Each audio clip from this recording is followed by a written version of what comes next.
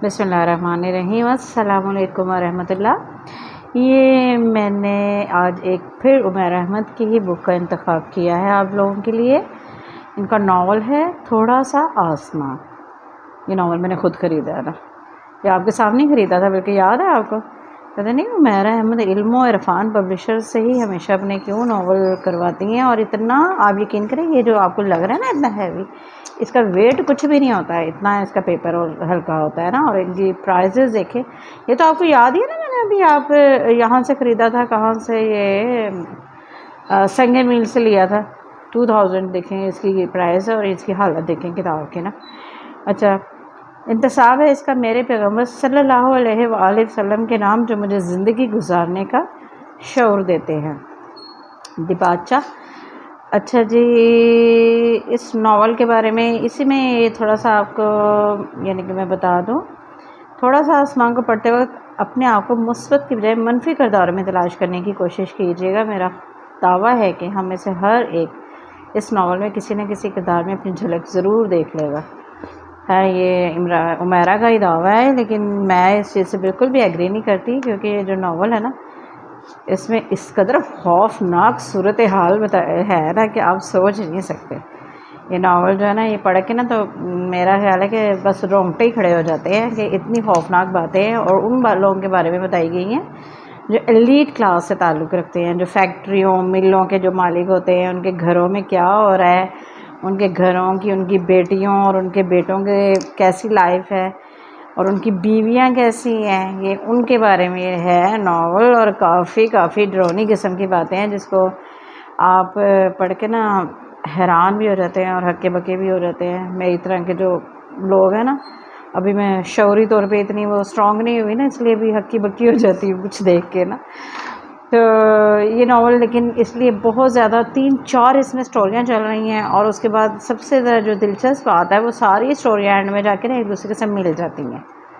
ठीक है, यानी कि वो सारे जो किरदार है ना, वो एक दूसरे के साथ ताल्लुक़ रखते हैं वो, लेकिन वो पहले उनका पीछे से जो दिखा रही है ना, बहुत ही यानी कि दिलचस्प किस्म की कहानियाँ हैं। मैंने ये नावल जो है ना सुना था कि इसके बारे में ना ड्रामा भी बना है ना, लेकिन वो ड्रामा आपको मैंने पहले ही कहा था कि उमैर अहमद के किसी नावल पे कभी कोई ड्रामा ना देखें, क्योंकि वो ड्रामा ही होगा ना।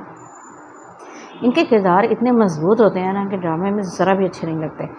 और ये इनकी जो राइटिंग है ना, वो ज़्यादा स्ट्रॉन्ग होती है, तो वो इसलिए जब नावल कोई पढ़ लेना तो उसको उमैर अहमद का जो ड्रामा कभी अच्छा नहीं लगेगा, सवाए चंद एक ड्रामे हैं जो कि बहुत अच्छे इसने वो किए हैं। और पता चल रहा है कि उसके ऊपर वो कहते हैं ना मेहनत करके किया गया।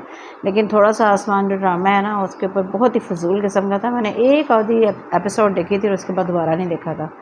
लेकिन ये नावल जो है ना, बहुत ही दिलचस्प है। ये इस तरह नया इसलिए लग रहा है, ये आपके सामने ये थोड़ा सा ही हुआ ना, मैंने ख़रीदा है 2023 ये 4-6 जब मैं गई थी संगे मील में, वहाँ से मैंने ये लिया था। तो जो इसका बेसिकली ना मतलब वही दिखाया गया है। इस नावल को मुकम्मल पढ़ने के बाद इन चंद सत्रों को पढ़कर खुद से पूछिए, क्या आपने दुनिया का सबसे मुश्किल काम किया है? आए खुद को तलाश करें। अच्छा जी, वैसे इल्म इरफान से वो बड़े वो है, सेटिस्फाइड है, लेकिन हम बिल्कुल भी सेटिस्फाइड नहीं, क्योंकि इनके पेजेस बिल्कुल भी अच्छे नहीं होते हैं ना, बहुत ही हल्की किस्म के होते हैं पेजेस ना।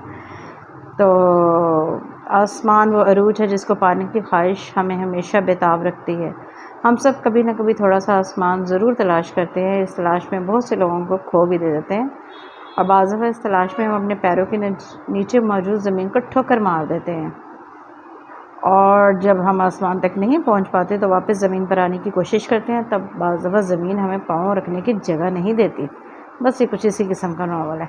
इसमें लड़कियों की 2-3 लड़कियों की स्टोरी है। एक यानी कि बहुत ही वो अमीर किस्म के, मैंने कहा ना ये उमैर अहमद ज़्यादातर ऐसे ही लोगों के बारे में लिखती हैं, शायद उनका एक्सपोजर ऐसा है या उनका मिलना जुलना ऐसा है, ये भी ऐसा ही है। और इसमें वो एक बिल्कुल ही जो टीचर भी दिखाई गई है गवर्नमेंट, तो स्टोरी आपने ज़रूर पढ़नी है, दिलचस्प स्टोरी है। थोड़ा सा आसमान, और शायद हर कोई अपने थोड़े से आसमान की जदोजहद कर रहा होता है ताकि वो उसे मिल जाए।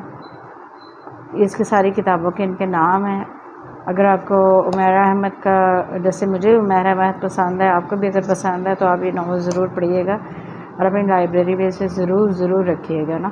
ये एक अच्छा नावल है।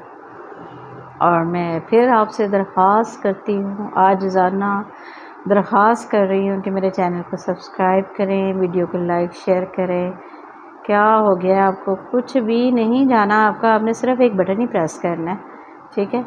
और इतना छोटा छोटा दिल ना रखा करें, बड़ा दिल रखा करें। बड़े बड़े वो कहते ना, वो किसी को थोड़ा सा कुछ करते वक्त दिल ना तंग किया करे ना, तो आपने ना सब्सक्राइब ज़रूर करना है, ठीक है। और मुझे बताना है कि आपने अगर ये नावल नहीं पढ़ा या पढ़ा है तो आपको कैसा लगा, और नहीं पढ़ा तो आपने ज़रूर पढ़ना है, ठीक है। ओके, इजाज़त दीजिए, अल्लाह हाफ़िज़।